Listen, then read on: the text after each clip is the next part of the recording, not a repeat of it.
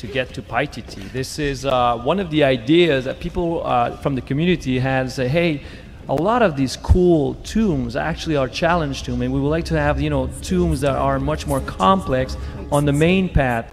And because we had the difficulty, adaptive difficulty in mind, we knew that we could do that. So actually this tomb is on the main path, and it's protecting Paititi. It is hard, but it is cool, and it's epic because it's one of the few, you know, when you look at it, it's one of the few tombs that we have that are open air.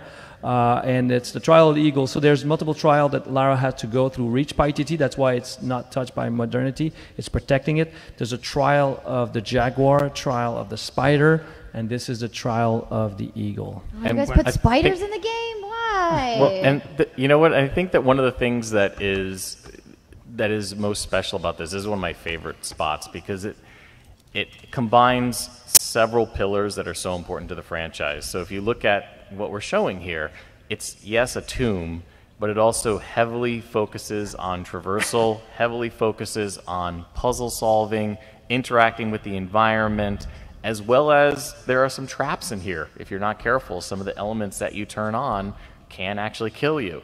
And I will say, if you don't want a spoiler, anytime you see Lara take out her bow, close your eyes, and then just keep it closed for about a 10 count, and then you can open it back up. We won't think you're scared because there's nothing scary in this tomb, but if you want to solve it by yourself, the bow is going to give you some spoilers if you watch.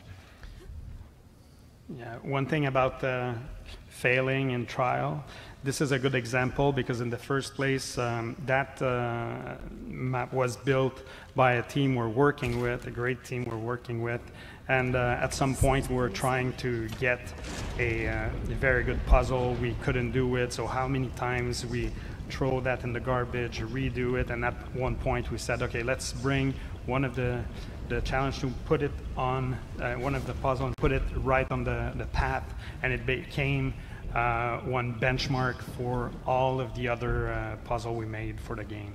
So I can say the first version of that puzzle was pretty lame. Just to be honest, it was pretty lame. You know, video games is very hard, you know, and you test a lot of things. And like Mario was saying, it was a team that was building one of the benchmark, what would be like a challenge tomb things, and we were like, wow, man, let's get that and put it there, and it felt right at home with the wind and eagle, so it actually felt right at home, and now people actually love that because it's a great gate. I love that you like indirectly insulted the first guy that worked on this. You're like, it's pretty lame.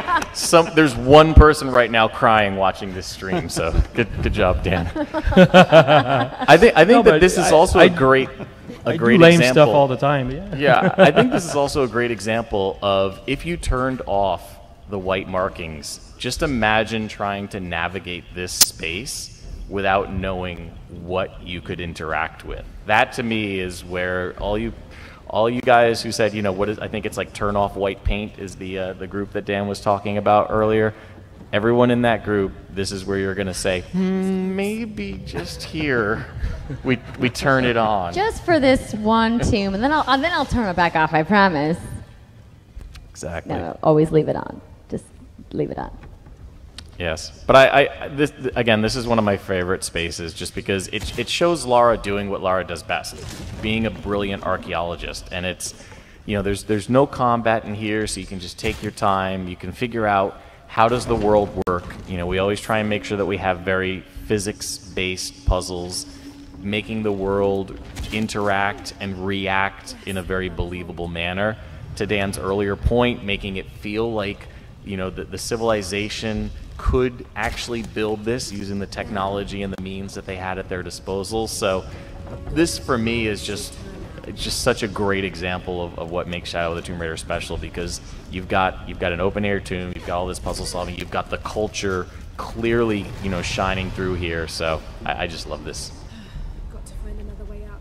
Whoever did this demo makes it look so easy. It was not this easy when I tried it.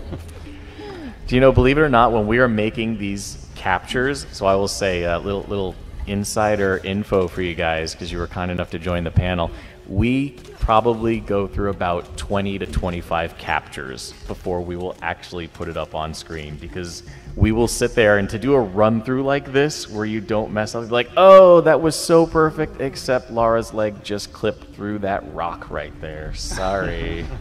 Go back and re-record this 20-minute segment. And then, no. and then we make somebody else cry. That's how I make people cry. Dan makes them cry by saying, your work was crap.